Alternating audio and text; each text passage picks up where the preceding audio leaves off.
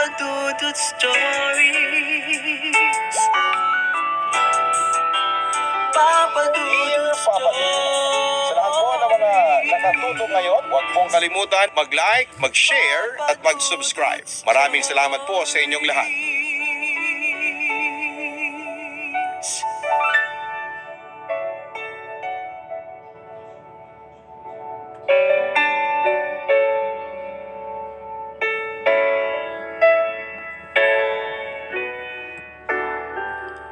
May mga taong kumakapit sa patalim para makaranas ng magaan na pamumuhay. Pero ang paggawa ng hindi marangal ay palaging may kapalit na hindi maganda sa buhay ng tao. Kaya dapat na pag-isipang mabuti ang gagawing pagkapit sa matalim na patalim. Dear Papa Dudut, may iba sa atin ang hindi nakokontento sa simpleng buhay. Suntok sa buwan kung bumuo ng pangarap. Hanggang sa makagawa ng mga masasamang bagay para lang makaranas ng saglit na karangyaan sa buhay. Handang isuko kahit na ang dangal, makatakas lang sa kinagisnan na kahirapan. Isang mapagpalang araw sa inyo, Papa Dudut, pati na rin po sa mga nakikinig ngayon.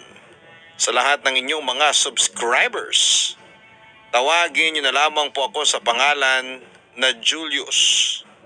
49 years old, taga Keme at nagtatrabaho sa may tubuhan. Nadiskubre ko ang inyong programa nang minsan kaming tumira ng asawa ko sa Maynila. Mabuti na lang at nakahiligan din ng mga anak ko ang pakikinig ng drama sa radyo. At madalas naming sabay-sabay na abangan ng inyong mga Facebook live streaming. Tungkol nga pala sa dating buhay namin mag-asawa, ang gusto kong ikwento sa inyo. At umaasa ako na may maiiwan din itong mabuting aral sa mga nakikinig ngayon. Pareho kaming third year sa high school lang ang natapos ni Annie, na noon ay kasintahang ko pa lamang, Papa Dudut. Magkaklase kami noon at magkasintahan na rin. Nang huminto ako sa pag-aaral ay nagtrabaho na ako sa tubuhan kasama ang tatay ko. At si Annie naman ay tumutulong sa nanay niya sa pagtitinda sa palengke. Nagpatuloy ang aming relasyon noon kahit lingid yon sa kalaman ng mga magulang namin. Ang alam lang nila ay mabuti kaming magkaibigan ni Annie. Maliit lang din ang aming lugar kaya magkakilala na ang mga magulang namin. Naging maluwag din sila sa pagkikita namin dahil nga hindi nila alam ang tungkol sa relasyon namin na higit pa sa magkaibigan. Hanggang sa magbunga ang inililihim naming relasyon. Nung una ay sinabi sa akin ni Annie ang tungkol sa ipinagbubuntis niya, ay naiyak pa siya sa kaba, Papa Dudut. Siyempre dahil nagulat din ako ay hindi kagad ako nakasagot sa mga sinabi niya. Kaya akala ni Annie wala akong balak na panagutan ang magiging anak namin. Nasabi niya tuloy noon na ipalaglag na lang niya ang bata na nasa sinapupunan niya. Sigurado raw kasing itatakwil siya ng tatay niya kapag nalaman na nabuntis ko siya. Hindi naman ako pumayag nang marinig ko yon mula sa kanya at sinabi ko na handa kong panagutan ang bunga ng kapusukan namin. Kaya naman ang araw din na yon ay nag-decide kami na sabihin na sa tatay niya ang tungkol sa ipinagbubuntis niya. Tay, buntis po ako. Naiiyak na pagtatapat ni Annie. Ay, tinamaan ng lintik ang babae ka. Ibig sabihin tama ako. Nobyo mo nga ang patay gutom na lalaki na yan. Sumagot ka, Annie. Sigaw ni Manong ang tatay ni Annie. Aray ko tay, nasasaktan po ako. Wika naman ni Annie dahil sa marahas na paghawak ni Manong sa braso niya. Masasaktan ka talaga dahil sa pagbubuntis mo. Magpapabuntis ka na lang sa lalaki pa na mas mahirap pa sa atin. Hindi ka na ba talaga nag-iisip, ha? Anong ipapakain ng lalaking yan sa'yo? Napakatanga mo, Annie. Sunod-sunod na tanong pa ni Manong. May trabaho naman po ako at gagawin ko ang lahat para mabigyan ng maayos na buhay si Annie at ang magiging anak namin. Ang sabi ko naman. At anong paraan naman yun? Magnanakaw ka? Magbebenta ka ng laman loob mo? Julius, para namang hindi ko alam na mas mahirap pa kayo sa daga ng pamilya mo. Ilan ba kayong magkakapatid ha? Gaano kaliit ang bahay ninyo?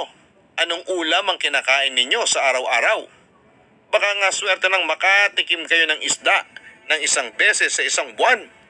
Baling pa niya sa akin. Sobra naman po kayo magsalita, Manong. Masyado nyo naman pong minamalit ang buhay namin ng pamilya ko. Saka hindi naman po pera ang sagot para mabigyan ng masayang buhay ang magiging mag-ina ko. Oo nga po at hindi kami mayaman. Pero tunay po ang pagmamahal ko para kay Ani. Naiinis na wika ko. Pero hindi naman mapapakain ng lecheng pagmamahal na yan ang anak ko at magiging apo ko. Umalis ka na nga dito sa bahay namin at kahit kailan, ayoko nang makita yung pagmumukha mong gago ka. At ikaw, Ani, pumasok ka na sa kwarto mo. Huwag na huwag kang lalabas hanggat hindi ko sinasabi. Pasok! Sigaw pa ni Manong. Papadudot halos masaktan ako ng tatay ni Ani ng araw na yon. Katanggap ako ng mga masasakit na salita mula sa kanya. Napipili na lang daw ng lalaki si Ani ay yung mahirap pa na kagaya raw nila.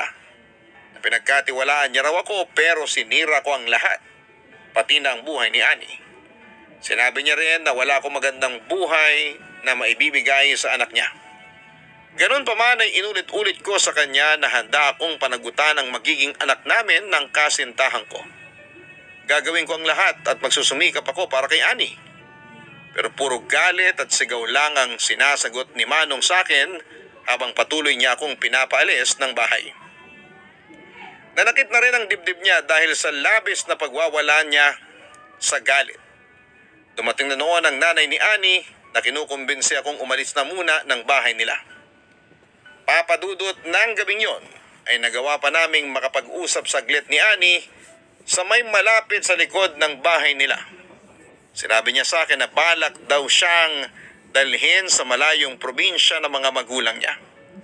Ayaw raw kasi talaga ng tatay niya sa akin kaya mas mabuti pa raw na ilayo siya sa akin ng mga magulang niya. Dahil ayokong magkahiwalay kami, kinumbinsi ko siya na magtanan na lamang kami. Kagad naman pumayag si Ani sa